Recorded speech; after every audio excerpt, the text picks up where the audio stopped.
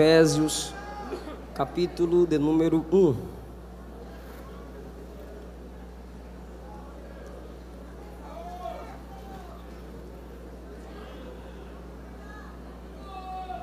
Podemos ler, digam amém. Paulo, a partir do versículo 1. Paulo, apóstolo de Jesus Cristo, pela vontade de Deus, escreve aos santos que estão em Éfeso e fiéis em Cristo Jesus: a vós graça e paz da parte de Deus nosso Pai e do Senhor Jesus Cristo.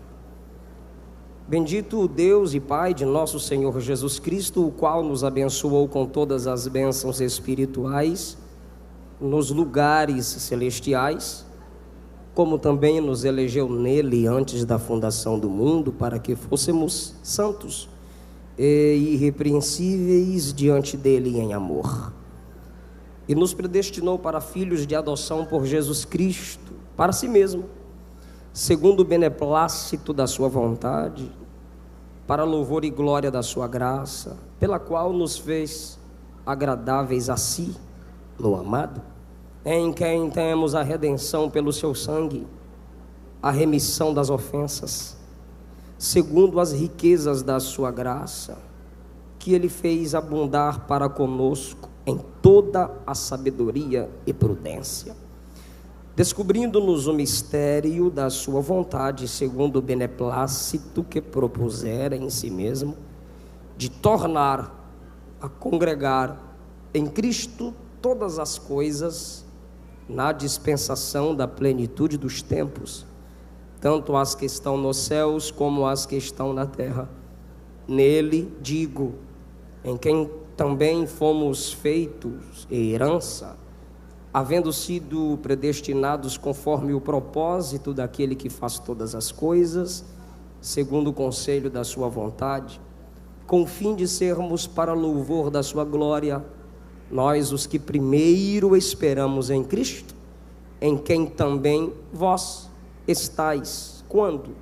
Depois que ouvistes a palavra da verdade, o evangelho da vossa salvação, e tendo nele também crido, fostes selados com o Espírito Santo da promessa, o qual é o penhor da nossa herança, para a redenção da possessão adquirida, para louvor da sua glória.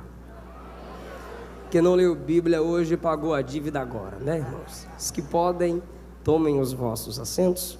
Minha gratidão ao Senhor, minha gratidão à memória, à história, pastor Cezino. Minha gratidão ao Senhor pela vida do pastor Reuel. Minha gratidão ao Senhor pela vida do pastor Henrique Reame. Obrigado, pastor, pela sua amizade, pelo carinho, pela atenção. Pastor Alexandre Bernardino. Obrigado, sua esposa, cantora Késia. Que Jesus vos abençoe sempre. Pastor Moisés, grande nome ligado ao Bom Samaritano, academia de pregadores, a maior hoje no Brasil para formar pregadores e sedentos da palavra para crescerem em Deus. Pastor Lorinaldo, obrigado pela sua amizade. Pastor Eduardo Reis, grato pela sua presença, pelo seu carinho para conosco. Meu amigo, cantor, pregador Samuel Mariano, obrigado, meu amigo, também pelo seu apoio. Amigos que ministraram aqui, pastor Sinomar, pastor André, grandes homens de Deus, Leandro, Eliane Fernandes, que Jesus vos dê graça.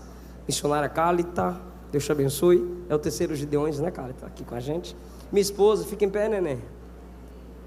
Eu abri a mala e a gravata da cor da saia dela, coincidência, né, mozinha? Tá certo, eu não te conheço não. Obrigado, meu amor. Durante 6 semanas eu acordava, procurava a Luana na cama, não achava. Quando eu ligava, ela estava na igreja, no templo, orando de madrugada com a cantora Débora, o presbítero Marcos Dave, pagando o preço em oração pela minha vida aqui. Obrigado, meu amor. Obrigado.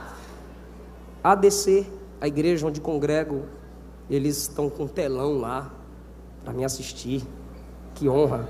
Meu pastor presidente, pastor Darlan, onde ali eu sirvo a Deus diante do mesmo, como vice-pastor ali na igreja. Eu trago um abraço da minha liderança para toda a igreja. Pastor Rafael Belo, meu manão, meu irmãozão, bonitão, belão, obrigado. Queridos, eu quero falar com vocês, subordinado ao tema, um capítulo missionário. O capítulo de número 1 nos traz algumas verdades que com certeza vão impactar a nossa vida aqui nesse lugar. Mas antes, eu tenho alguns materiais, livros, lá junto com o material do cantor Samuel Mariano, ali embaixo do globo. Que os irmãos não se empolguem, as irmãs não murmurem. Casamento a 3 estará lá. Segredos da liderança de Paulo. E esse aqui, quem fez o prefácio foi o pastor Eduardo Reis.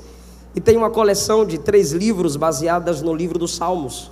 Salmos, mensagens para o mensageiro. Cada um com 50 mensagens explicadas e comentadas para o seu desenvolvimento ministerial. Deus chama, Deus derruba, Deus em Cristo cerca. Saulo em Atos capítulo 9. Em 3 dias ele tem a experiência da oração, já tem visão, é cheio do Espírito Santo. Em Atos 19, Deus começa o processo de salvação e início da igreja em Éfeso através da vida de Paulo. Quando cheio do Espírito Santo, ele ministra, ele ora por curas, ele prega o Evangelho, ele prega estão aqui à esquerda o material? Aqui à esquerda? Ok. Pela unção de Deus na vida dele, a igreja é fundada ali, através desse grande homem. E chega um momento que ele tem que escrever. E ele escreve uma carta a esse povo, porém essa carta é tão profunda que ela é chamada de carta universal. E a partir do versículo 1 você percebe que Paulo, apóstolo de Jesus Cristo, escreve à igreja de Deus em Éfeso. Então, em primeiro lugar, o capítulo missionário revela a transformação, porque em Atos capítulo 9 ele usa cartas permissivas tomadas na sinagoga para prender os crentes, para maltratar os crentes, para destruir a igreja. E esse Paulo que usava cartas para prender a igreja, maltratar a igreja, agora usa cartas, escreve cartas para edificar a igreja, para avivar a igreja, para ensinar a igreja concernente às doutrinas bíblicas. Essa é uma lição de que Deus transforma o homem, enche com seu espírito e usa para a sua glória. Em segundo lugar, a segunda lição do capítulo missionário é que Paulo deixa claro que o nome vale mais do que o título. Quando você lê Romanos capítulo 1, Paulo, servo de Deus, apóstolo. Quando você lê a primeira carta aos Coríntios, Paulo, chamado para ser apóstolo. Segunda carta de Paulo aos Coríntios, Paulo, servo de Deus, chamado para ser apóstolo. Quando você lê a carta aos Efésios, Paulo, apóstolo de Jesus Cristo. Porque normalmente hoje, e a gente briga por isso, pastor fulano, e se eu fui consagrado, me chame primeiro pelo meu título, para depois me chamar pelo meu nome. Paulo primeiro coloca o nome dele, para depois colocar o título, porque para Paulo o seu nome vale mais do que o seu título. É por isso que naquele grande dia, muitos dirão: Senhor, eu preguei em teu nome, pregador. Senhor, eu profetizei em teu nome, profeta. Senhor, eu operei maravilhas em teu nome. Mas a questão aqui não é o meu nome, é o seu, que não está escrito no livro da vida. Porque muitos, no afã de valorizar títulos, esquecem da realidade que está por trás do seu nome. Em Marcos capítulo 5, o que Jesus pergunta para o homem de Gadara? Qual é o teu nome? E qual é a resposta? Somos muitos. Jesus não pergunta por quantidade, Jesus pergunta pelo nome. Precisamos entender que o seu nome, o nosso nome, é mais importante do que os números que estão na sua conta, do que os números de carros, de casas. O seu nome para Deus é mais importante do que o número de funcionários ou de CDs vendidos. O seu nome para Deus é mais importante. O seu título revela o seu talento, mas o seu nome revela seu caráter. O talento pode até abrir a porta, mas é a dignidade que mantém a porta aberta.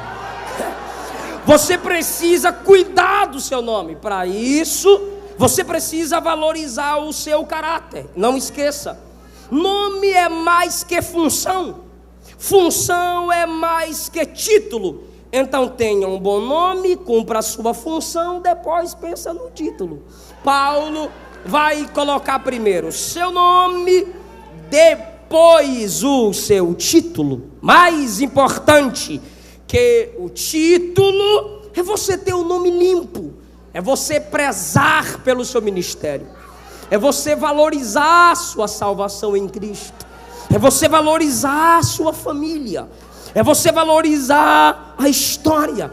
O título mais nobre, alto e elevado no Antigo Testamento era homem de Deus, servo de Deus. Sim, precisamos entender que é o nosso nome que está escrito no livro da vida. Em terceiro lugar, o capítulo missionário, eu queria chegar aqui, cheguei. O capítulo missionário revela que a igreja tem dois endereços. Quantos? A igreja tem dois endereços. Perceba o que Paulo diz no versículo de número 1. Paulo, apóstolo de Jesus Cristo pela vontade de Deus. Primeiro endereço, aos santos que estão em Éfeso. Segundo endereço, fiéis em Cristo Jesus. Não é com Jesus, é em Jesus. A igreja está em Éfeso, mas também está em Jesus. A igreja está em Jesus, mas também ela está em Éfeso. Precisamos viver esse equilíbrio da igreja. Precisamos viver nessas duas dimensões. E a igreja consegue. Se a Bíblia diz que ela é assim, é natural ela se comportar dentro dessas duas dimensões. Em Cristo, em Éfeso, sua cidade, seu país, seu estado, seu município, seu bairro. Em Cristo, comunhão com Cristo. Em Éfeso, comunhão com as pessoas. Porque evangelho que isola, não é santificação, é satanização. Você olha para o outro e diz: se afasta de mim, porque eu sou mais santo que tu. Isaías disse que quem diz assim para o próximo: se afasta de mim, porque eu sou mais santo que tu, é fumaça no meu nariz, diz o Senhor. É só fumaça, não tem tanto efeito. Em Cristo, a dívida do pecado foi cancelada. Em Éfeso, tu compra e paga tuas dívidas. Você precisa entender essas duas dimensões. Em Cristo não estamos órfãos, mas em Éfeso devemos cuidar dos órfãos e das viúvas. Em Cristo dizimamos, ofertamos, mas em Éfeso pagamos nossos impostos. E aí, meu querido, a maioria não entende o que Jesus disse. Em Cristo damos a Deus o que é de Deus, mas em Éfeso você dá a César. Aí muitos de nós olhamos para Brasília e falamos: ladrões. Mas se você sonega os impostos, você também é ladrão. Olha lá para Brasília e diz: ladrões, lava-jato neles, mas você compra pirataria.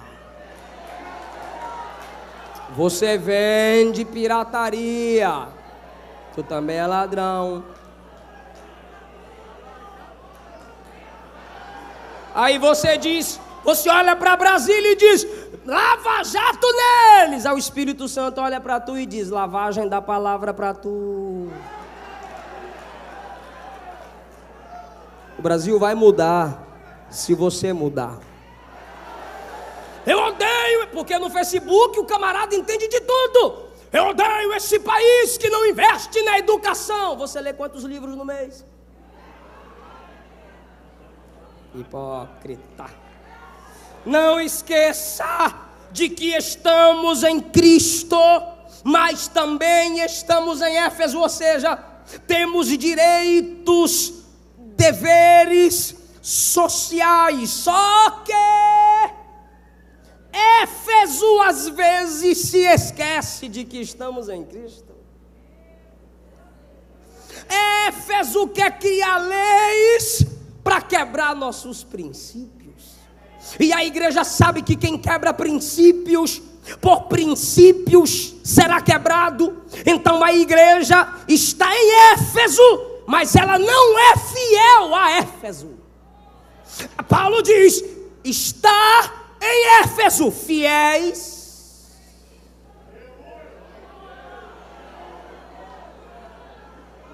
Onde eu quero chegar? Voa não, fica comigo. Eu anotei aqui. Já tem lugares que querem excluir a religião do governo e da política. Crenças religiosas nunca devem ser mencionadas em atividades governamentais ou prédios públicos. Jamais a religião deve ter qualquer papel no processo de tomada de decisão na política ou no governo. Vem pra cá, a gente sabe do nosso dever, mas também dos nossos direitos. Já estão se opondo às orações no início de reunião na Câmara de Deputados, vereadores. Os 10 mandamentos que sejam tirados de lugares públicos. Estão querendo proibir manifestações religiosas em escolas de ensino médio. Estão querendo impedir orações de eventos desportivos, nem mesmo menção do nome de Jesus. Por quê? Nem mesmo menção do nome de Jesus. Estive numa casa de recuperação em Goiânia. O pastor pediu oração, porque estavam tentando proibir de usar, falar o nome de Jesus em casas de recuperação. Por quê? Porque o diabo sabe que esse nome cura, liberta, transforma, resgata. É por isso que eu te aconselho, não critique, não zombe, não despreze os nossos representantes políticos. Não despreze aqueles que Deus abre acesso aos líderes governamentais. Nós estamos em Cristo, mas também estamos em Éfeso. Mas alguns crentes imaturos têm a coragem de dizer, não, isso é normal, a igreja tem que ser perseguida assim. Não adianta tentar nada. E se nossos pais pensassem assim antes de nós? Não teríamos a liberdade religiosa que temos. Moisés teve acesso a Faraó e trabalhou em benefício do povo de Deus. Neemias teve acesso ao rei e invocou em benefício do povo de Deus. Mardoqueu era o segundo na hierarquia depois do rei Xerxes, juntamente com Esté, tiveram acesso em benefício ao povo de Deus. Misael, Ananias, Azarias tiveram influência, porque Daniel tinha acesso ao rei. João Batista, em Lucas 3,19, a Bíblia diz que ele pregava a verdade, repreendendo Herodes, um líder político. A Bíblia diz em Atos 24:25 que Paulo pregava ao governador Félix sobre a justiça, temperança e juízo final. Tem acessos que eles têm, que Deus deu a eles, e não deu a mim, não deu a vocês. Então vamos orar como a Bíblia ensina, vamos abençoá-los, vamos profetizar a sabedoria de Deus. Eu não estou pregando uma dependência do governo, a igreja não depende, a igreja conta. A maior dependência da igreja é de Jesus de Nazaré, mas nós temos nosso papel a cumprir como habitantes de Éfeso. Aí você não pode se esquecer dessa realidade. Éfeso quer aprovar o aborto, mas quem está em Cristo diz não. Éfeso quer criar leis para silenciar o evangelho. Quem está em Cristo diz. Éfeso quer impor de forma disfarçada o homossexualismo para nossas crianças nas escolas, mas quem está em Cristo diz. Éfeso diz que o importante é ser feliz, mas a igreja diz que o importante é ser fiel. Você não pode se esquecer de que você está em 2 endereços. A terceira lição do capítulo missionário é o valor do preparo. Deixa eu fazer uma pergunta. Quem escreveu a carta aos Efésios? Paulo. E Paulo tinha preparo? Tinha. Por que Paulo muda vidas até hoje? Por que Paulo influencia vidas até hoje? Esse camarada tinha preparo na oração. É por isso que ele diz no capítulo 1, versículo 16: não cesso de dar graças a Deus, lembrando-me de vós nas minhas orações. No capítulo de número 3, versículo de número 14, quem está me ouvindo diz amém.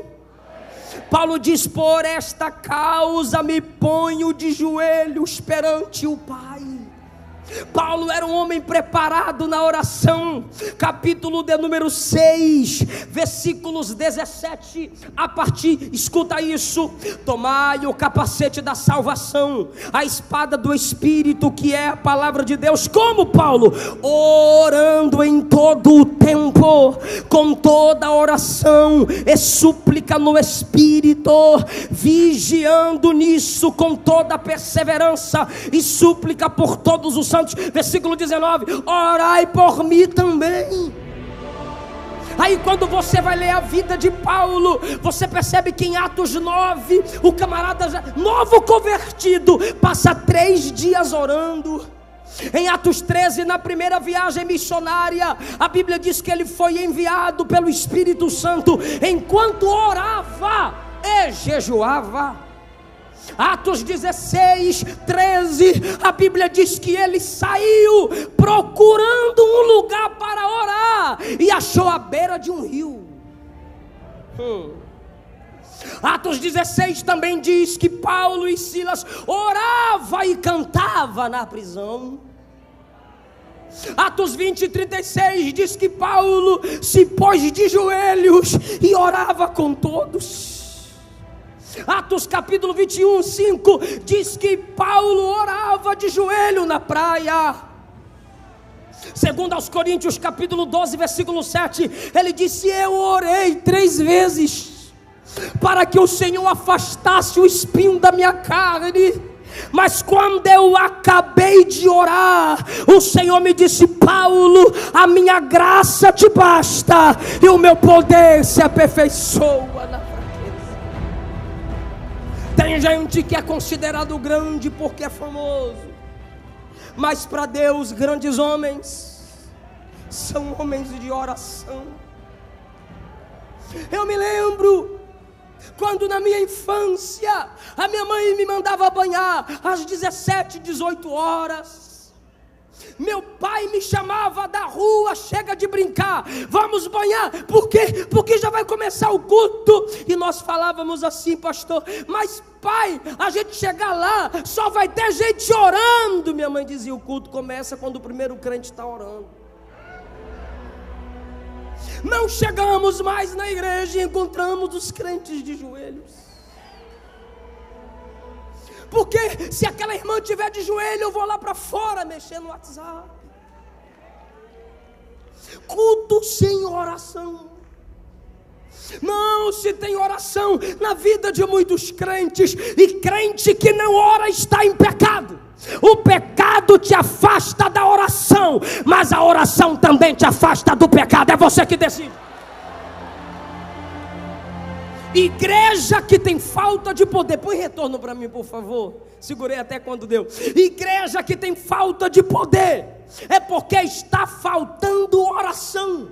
Cantores, pregadores, técnica a gente aprende, eloquência a gente aprende, agora unção.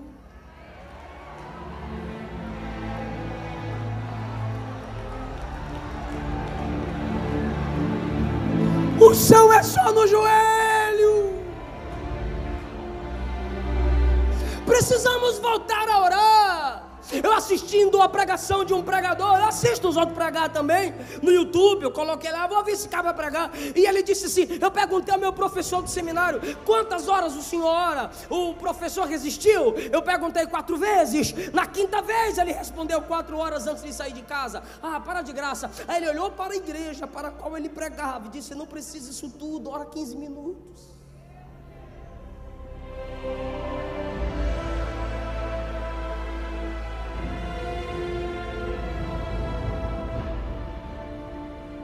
É por isso que a técnica tomou o lugar da unção. Pregação sem unção não é pregação, é invenção. Louvor sem unção não é adoração, é invenção. Tem gente que não entende quando eu uso essa expressão, mas eu vou repetir: se você não ora, você não presta para ser crente.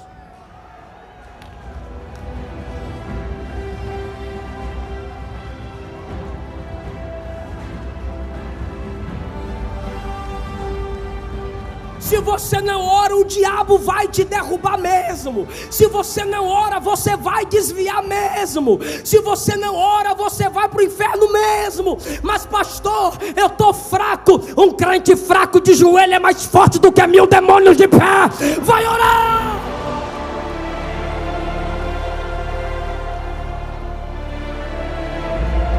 Vai orar!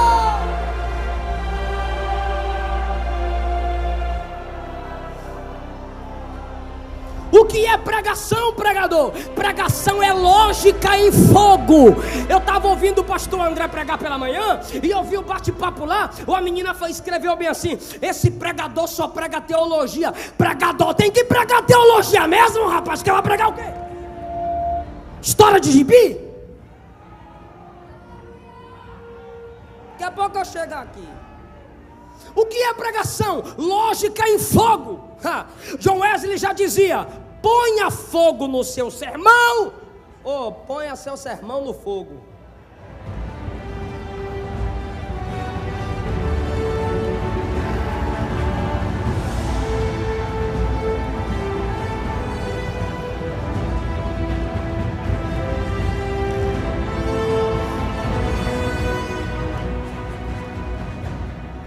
Paulo tinha preparo na...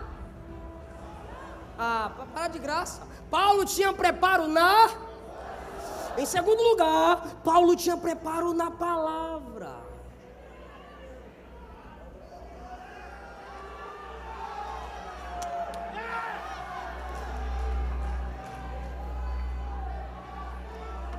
Eu não vim aqui bater em pregador. Eu não sou pastor de vocês. Meu pastor me mandou uma mensagem hoje pela manhã bem cedo. Perdão, eu não entendi o senhor me ligou, estava rindo. Meu filho, cada ovelha aí tem seu pastor. Deixa que o pastor corrige, Erinaldo. Meu pastor disse. Ele disse, mas fale o que está na Bíblia. Mas o que eu estou pregando aqui, eu não estou batendo em vocês, o que eu estou pregando é um clamor. Vamos ler Bíblia, filhos. Filho, está na Bíblia, só prega a Bíblia. Não força o povo da glória, porque intimidade forçada é estupro. Só prega a Bíblia que ela se garante. Estuda a Bíblia, meu filho. Eu já errei muito. Meus pastores me ajudaram. Meu pastor Darlan tem me considerado. Ele disse assim: se você está pregando 20, 25, viu que ficou ruim, para. O povo vai dizer: foi ruim, mas foi inteligente.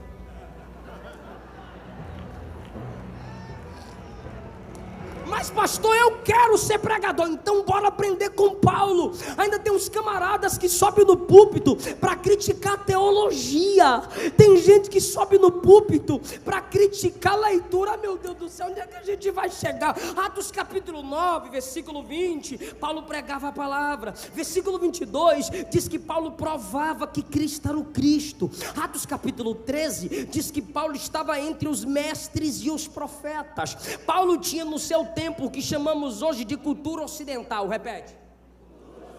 O que é cultura ocidental? Uma mistura entre a tradição judaica, a civilização romana e a filosofia grega. O camarada tinha dentro dele a cultura judaica, a civilização romana e a filosofia grega. Será que o cabra era preparado? Em Atos 13 ele chegou na sinagoga em Antioquia e debatia com os camaradas. Todo mundo ficou calado. Quando ele acabou de pregar, os que o ouviram pregar disseram assim: no sábado que vem prega essa mesma mensagem para nós. Atos 14 ele prega a palavra, está escrito assim, a palavra em Icônio e Listra. Atos 16 ele prega a palavra em Tessalônica, ele prega a palavra na beira do rio, ele prega a palavra na prisão, ele prega a palavra na casa do carcereiro. Em Atos 17 ele prega a palavra em Bereia, ele prega a palavra em Atenas, ele prega a palavra em Corinto. Em Atos 18 ele prega na Galácia, ele prega na Frígia, o que? A palavra. Em Atos 19 ele prega a palavra em Éfeso. Mas pastor, ele pregou tanto em Éfeso que Eutico dormiu e caiu. Pois é, meu querido, o cabra que tinha a palavra, o cara que era teólogo que você tanto critica, quando o cabra caiu do terceiro andar, ele parou o sermão, desceu, abraçou o cabra, disse: está vivo, bora subir que eu vou continuar pregando a palavra. Atos capítulo 20 ele prega na Macedônia, na Grécia, em Troade, o que é a palavra. Meu filho, mesmo que seja Bartimeu, prega o que está aqui. Minha filha, por que eu não estou falando para os pregadores? Porque todos nós fazemos parte do sacerdócio. Lutero disse: considere perdido o dia que você não meditar nas escrituras sagradas. Um dos significados da palavra meditar é sussurrar. Você tem que ler a Bíblia conversando, porque se você não conversa com ela, dificilmente ela vai conversar com você. Você precisa ter preparo na palavra. Eu sei que Gideões é valorizado por muitos, milhares e milhares de pregadores. Então, por favor, deixa eu te ajudar. Pregador é um estudante que jamais se forma. Querido de Deus, se você não semeia no estudo, você não vai colher no púlpito. Se você não semeia no quarto fechado, eu semeei muitas vezes no banheiro, lá na Bahia, no bairro Nossa Senhora da Vitória, o banheiro do lado de fora. Meu pai queria dormir e gritava: apaga a luz. Eu ia para o banheiro, ler a Bíblia no banheiro, porque aquilo que você planta de joelho, você vai colher na tribuna. A mensagem que te custa pouco vai ter pouco valor para quem te ouve.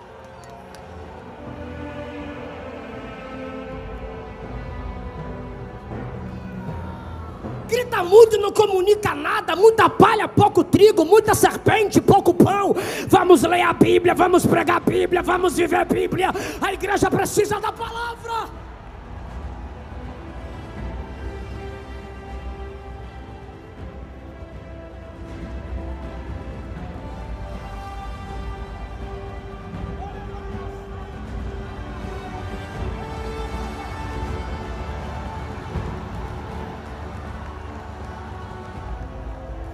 De mandar o povo fechar a Bíblia quando você for pregar. Leia a Bíblia. Se prepare na palavra. Se prepare na palavra.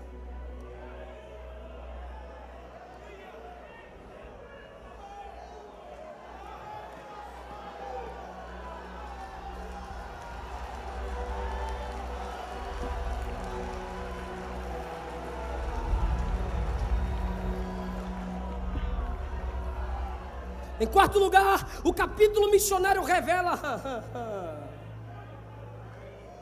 o peso do que se escreve. A arte da escrita tem sido marginalizada.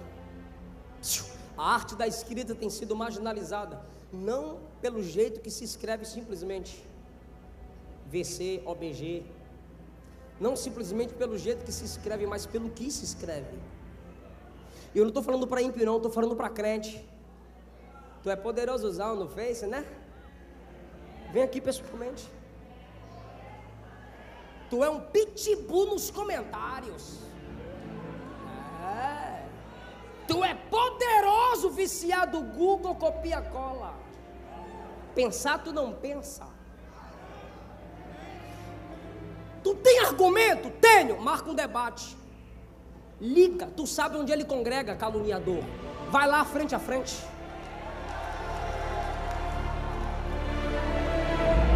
Não entende de política, mas quer criticar. Nunca fez um curso básico de teologia, quer criticar pregador. Leu apenas umas frases de Calvino, já quer criticar a Assembleia de Deus.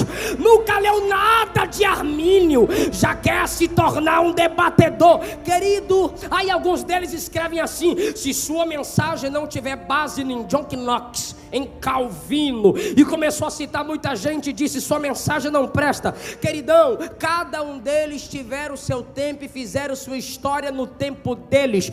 Passado é referência, não é direção. Direção não é qualquer um desses homens, pois eles passaram. Direção para nós é o Cristo, que foi o mesmo ontem, hoje e será eternamente. Ele continua na história.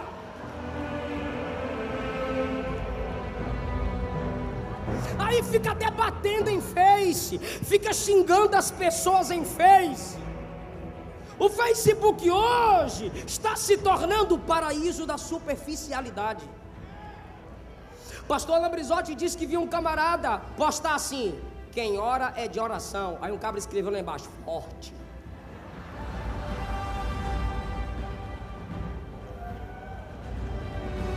Pastor Eliel Gabi disse assim: quer ser um teólogo? Eu aprendi isso aqui na Academia dos Pregadores. Quer ser um teólogo? Comece escrevendo e postando os seus estudos bíblicos. Influencie quem te segue.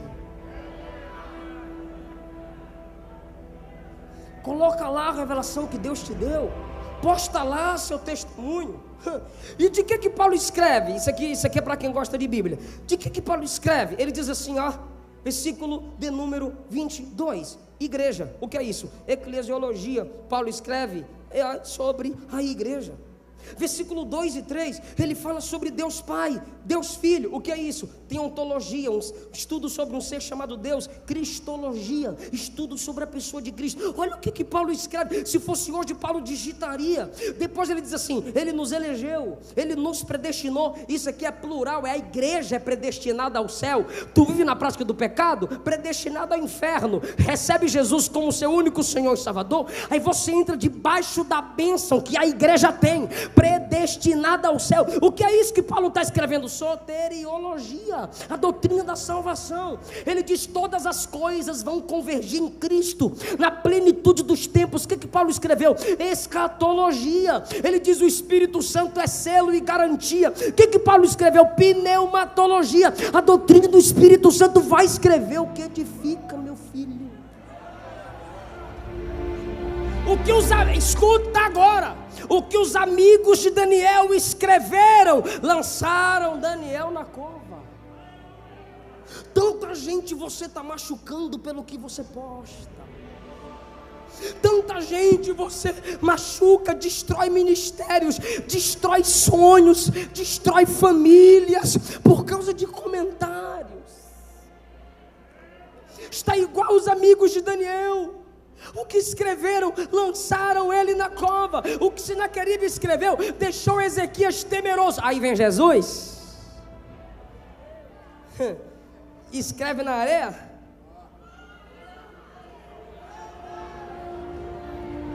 E livra a mulher da morte. E a nossa geração, com toda a tecnologia, é diferente de Jesus, porque Jesus escreve na areia, gera liberdade, vida e perdão. A gente tem toda a tecnologia e o que escrevemos são as próprias pedradas.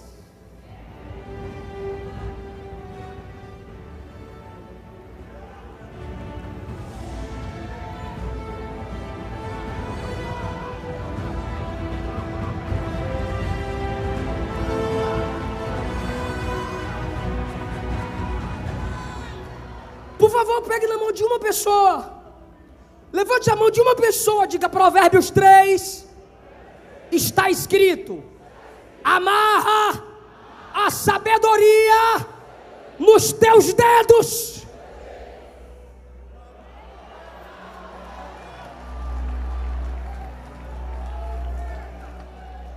Em último lugar, última lição do capítulo missionário. Paulo, esse capítulo revela as bênçãos da igreja. Paulo louva ao Pai que elege, ao Filho que redime, porque não há salvação fora de Jesus.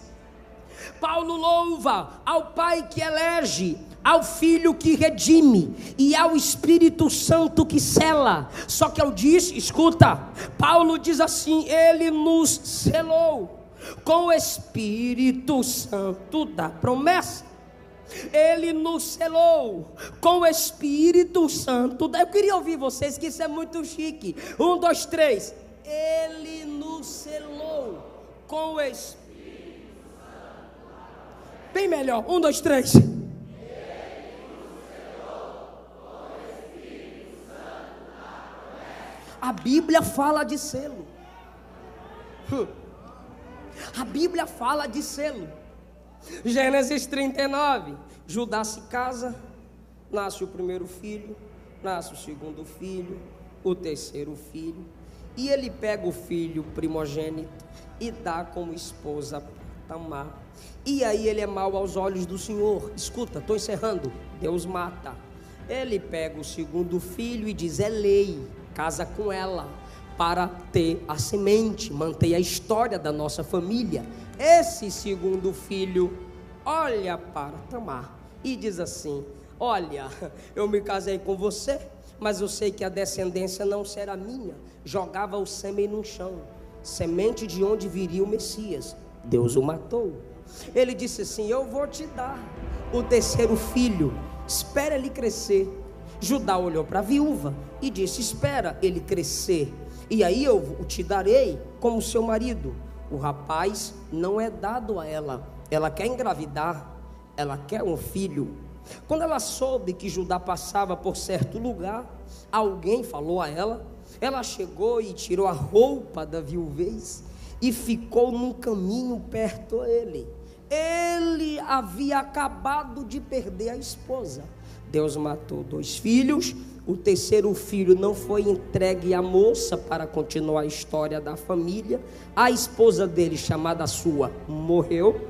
E agora ele, na sua viuvez, está passando e ela fica no caminho junto a ele. Ele passou, a desejou e disse: tu se deita comigo, Tamar? Ela disse: eu claro que me deito. Ele disse: ok, vamos nos deitar. Ela disse: o que tu tem para pagar? Ele disse: eu vou lhe dar um cabrito. Ela disse: não serve. Ele pergunta: o que tu queres? Ela diz: eu quero o teu cajado e eu quero o teu selo, junto com a corda. Tem gente abrindo mão do selo por causa de alguns minutos de prazer. E eu vou mandar um cabrito do rebanho. Sacrifica o rebanho a seu bel prazer. Ela disse: me dá o selo, é garantia de que tu não vais me deixar sem nada. Ele disse: toma aqui o selo, símbolo da autoridade tribal. Toma aqui o meu cajado.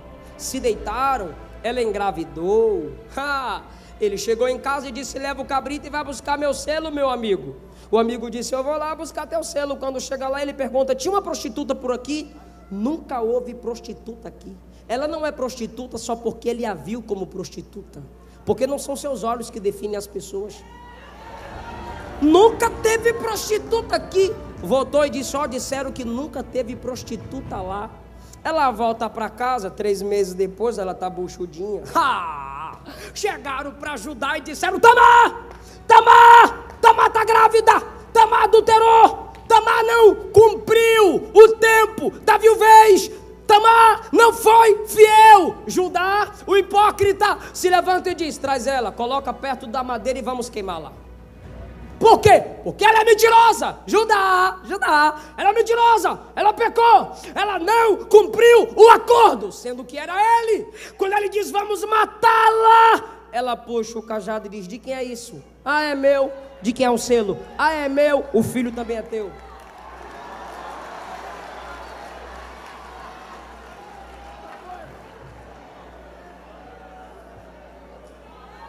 Esté capítulo 3 a 8. Amã tem raiva, faz um edito. O rei diz: coloca meu selo. Qual é o selo?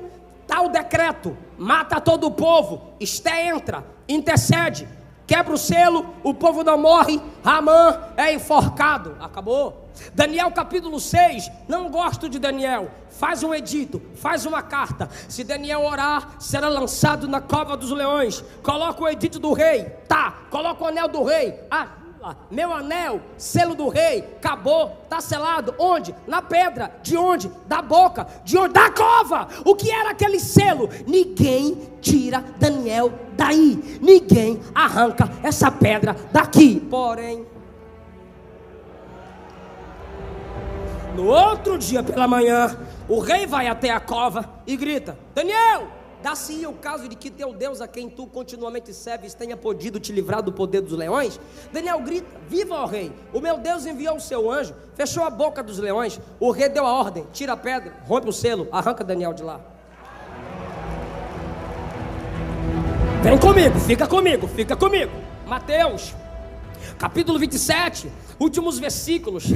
Procuraram a autoridade maior e disseram: se esse homem que a gente crucificou, matou, ressuscitar, vai ser pior.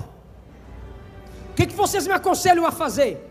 Pega uma pedra, coloca na porta do túmulo, pega teu anel, coloca argila e mete o selo. Esse selo quer dizer: ninguém remove essa pedra.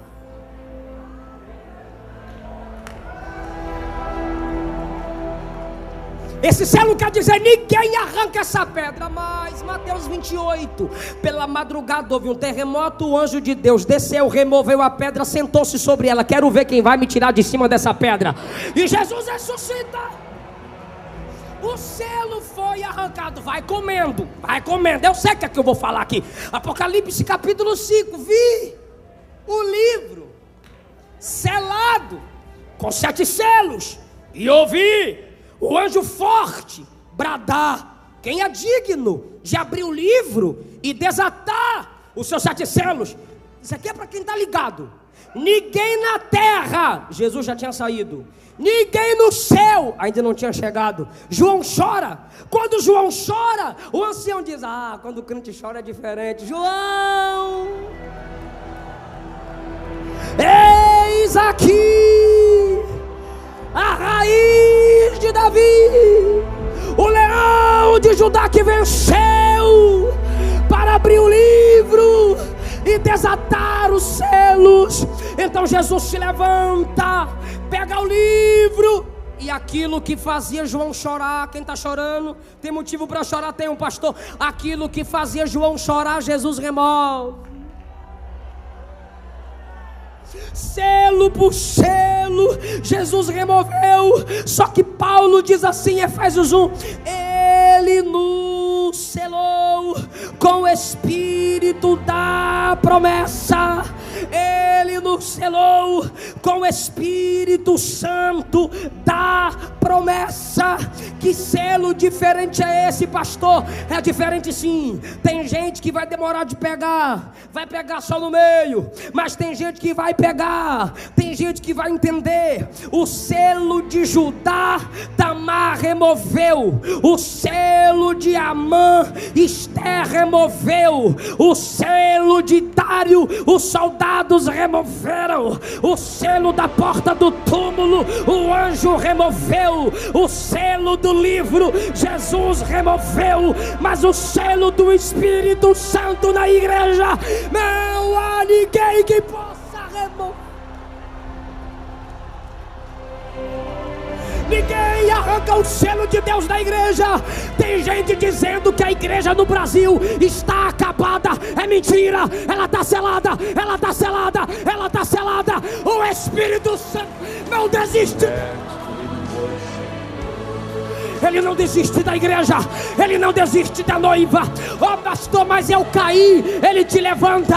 Ah pastor, mas eu estou fraco, Ele te renova. Ah pastor, mas eu pequei, Ele te perdoa. Ele está selado em você. Ele está grudado em você. Ele está abraçado em você.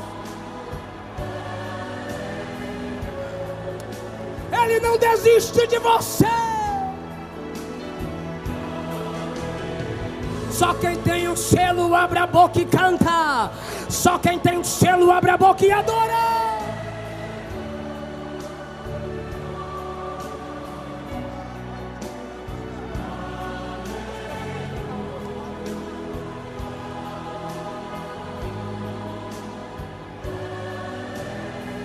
Para o fundo, deixa eu ouvir só a igreja selada adorar.